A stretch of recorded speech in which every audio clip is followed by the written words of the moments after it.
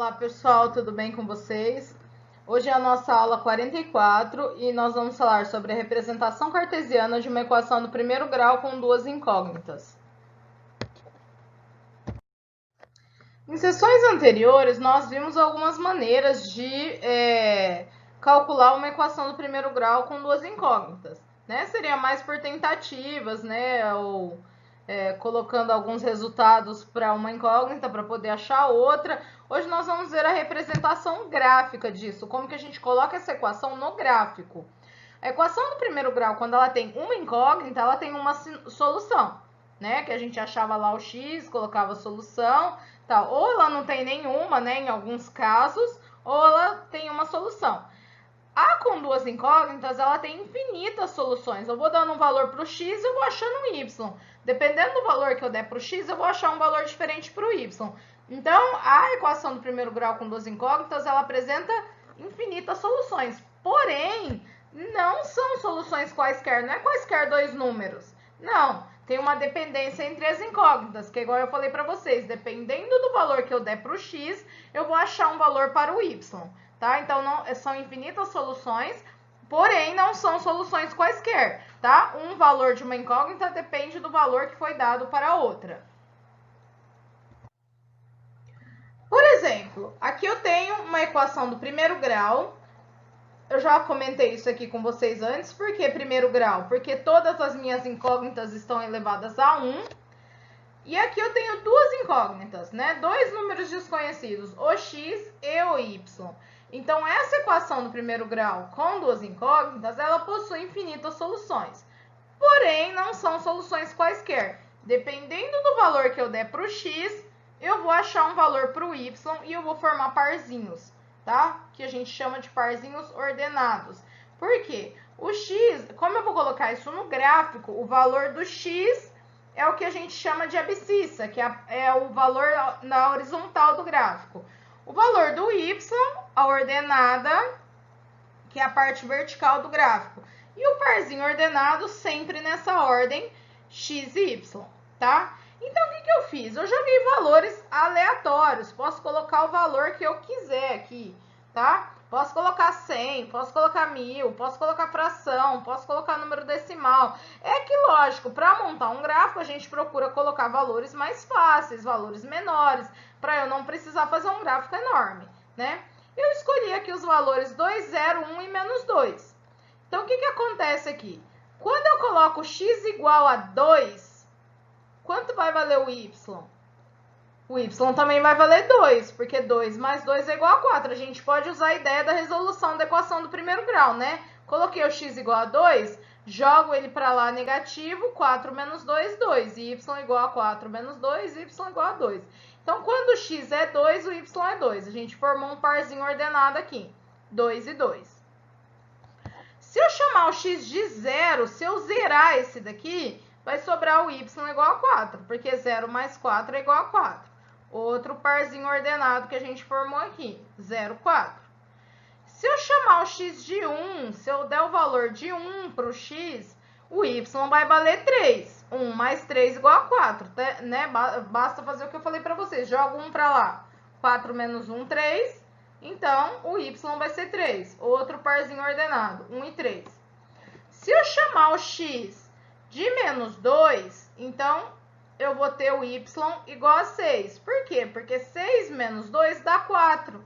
Eu posso pensar o seguinte, chamei o x de menos 2, jogo menos 2 para lá positivo, né? Porque sempre que passa pelo sinal de igual, troco o sinal. 4 mais 2 é igual a 6, tá? Então, eu formei aqui 4 parzinhos ordenados. Quantos eu posso formar? Infinitos. Quantos eu quiser. Posso dar quaisquer valores que eu quiser.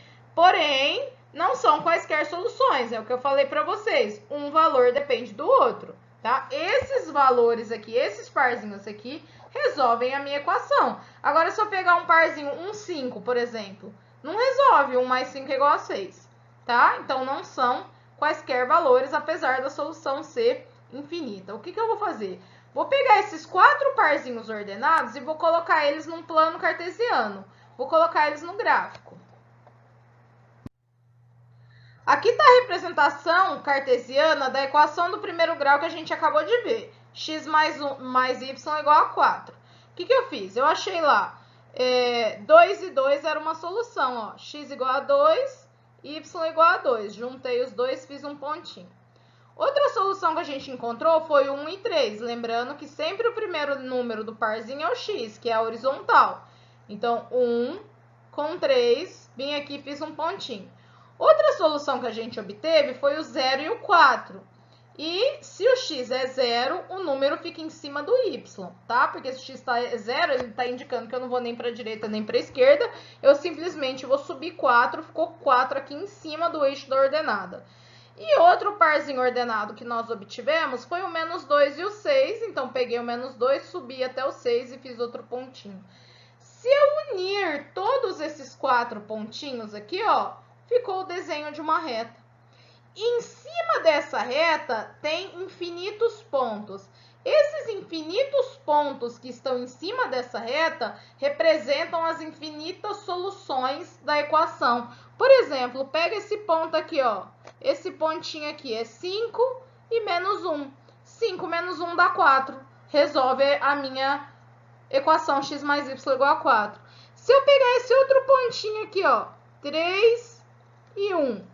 3 e 1, 3 mais 1 igual a 4. Também resolve a minha equação. Fora os que ficam aqui no meio, né? Decimal, fração.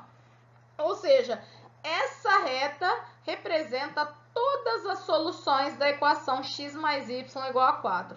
São infinitas soluções, porque é uma equação que possui duas incógnitas.